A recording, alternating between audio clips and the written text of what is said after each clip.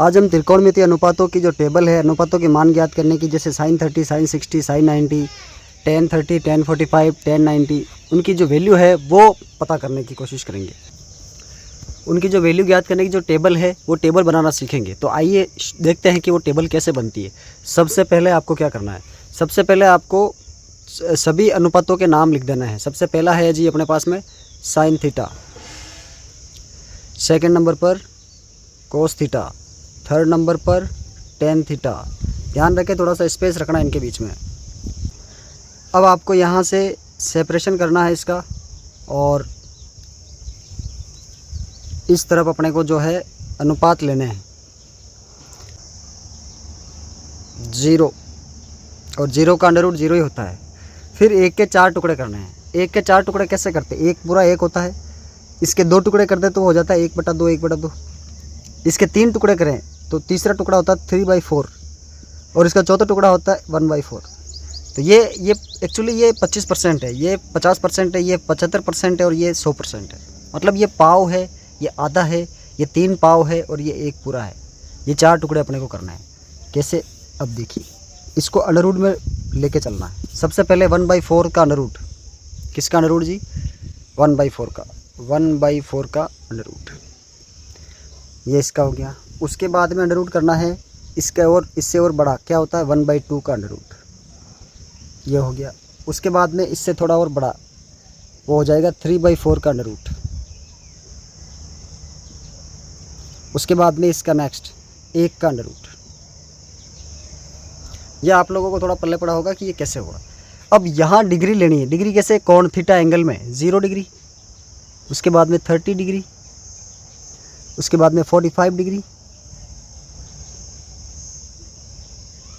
उसके बाद में 60 डिग्री, उसके बाद में 90 डिग्री, ये इस तरीके से। अब चलते हैं साइन थीटा की वैल्यू क्या होती है। साइन थीटा की वैल्यू 0 डिग्री के अंदर। अब यहाँ आप लोगों को सीधा ये बताना, ये नहीं बताना कि साइन का मान क्या है। आप बताइए कि 0 का अंडर रूट क्या होता है। इसका अंडर रूट अगर अपन करें तो 0 का अंडर रूट होता है 0।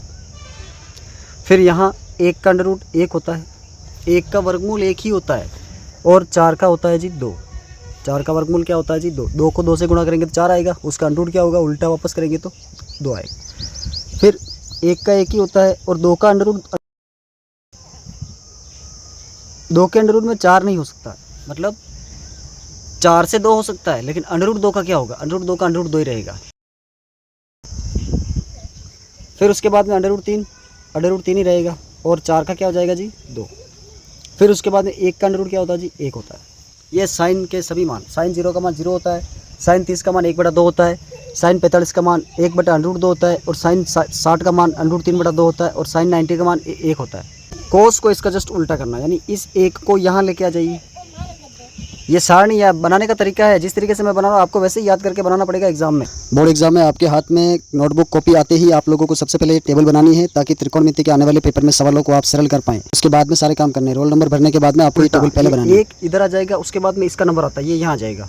साइन 30 का मान अंडर रूट 3/2, ये यही रहेगा 1/√2। फिर ये 1/2 यहाँ पर आ जाएगा कोस की वैल्यू, और ये 0 यहाँ पर आ जाएगा। साइन 0 0, साइन 90 1, कोस 0 1, कोस 90 0, इस तरीके से। अब अगला जो है बहुत महत्वपूर्ण है, ये टेन और कोट का। इनको क्या करना, एक्चुअली इनको 45 के अंदर ये ऊपर के अंडर रूट 2, 1/√2 देखिए, इन दोनों के ऊपर 1 1 है दोनों के, तो इस टेन के अंदर भी यहाँ 1 लिख दो, और कोट के अंदर भी यहाँ पर 1 लिख दो। फिर नीचे वाला अंडर रूट यहाँ लिख दो, नीचे अंडर रूट 2। ये अगर आप लोगों को समझ में आया, इस तरीके से आपकी टेबल लगभग आधी तो आपकी ऐसे ही बन गई बिना कुछ किए। फिर अब सब जानते हैं कि टेन थीटा जो है साइन बटा कोस होता है, तो साइन बटा कोस करेंगे तो साइन का मान इस जगह पर 0 है, बटा कोस का मान इस जगह पर 1 है, तो 0 में 1 का भाग देंगे तो आंसर 0 ही आएगा हमारा, यानी टेन 0 का मान 0। इसी प्रकार से इसका करो, साइन बटा कोस, साइन का मान 1/2, कोस का मान अंडर रूट 3/2, और यहाँ 2 से 2 कट गया, क्या बचा जी, ऊपर 1 बचेगा, नीचे अंडर रूट 3 बचेगा। इस तरीके से एक आपके ये दोनों कट करके एक आंसर आ ही गया है। इधर फिर से करेंगे अंडर रूट 3/2 ऊपर, और बटा 1/2 नीचे। अब ये 2 से 2 कट करके यहाँ बचेगा अंडर रूट 3/1, यानी ओवरऑल क्या बचेगा अंडर रूट 3। फिर आगे 1/0 आप देख सकते हैं कैसे हुआ, और फिर 0 किसी भी संख्या में 0 से अगर डिवाइड कर रहे हो तो उसका आंसर होता है इनफाइनाइट, अनिर्धारित होता है। फिर कोट में आपको वापस इतनी वो नहीं करनी, इसको उल्टा कर दो, इनफाइनाइट को आप यहाँ लेके आ जाइए, कोट 0 की वैल्यू इनफाइनाइट, √3 को आप यहाँ लेके आ जाइए, कोट 30 की वैल्यू √3, एक यहीं पर है पहले से हमने लिखा हुआ डायरेक्ट, फिर 1/√3 यहाँ लेके आ जाइए। ये बहुत इंपॉर्टेंट, देखिए tan 60 की वैल्यू √3, tan कोट 60 की वैल्यू 1/√3, tan 30 की वैल्यू 1/√3, tan कोट 30 की वैल्यू √3, और ये 0 आ जाएगा आपका यहाँ पर। यानी एक लाइन तो आपको सोच करके डिटेल से समझ करके लिखनी पड़ती है, और दूसरी लाइन ऑटोमेटिक बिना कुछ किए आ जाती है। सेक थीटा होता है कोस का व्युत्क्रम 1/कोस, तो यहाँ अगर आप 1/कोस करेंगे तो कोस का मान यहाँ पर 1 है, तो 1/1 का मान 1 ही होता है।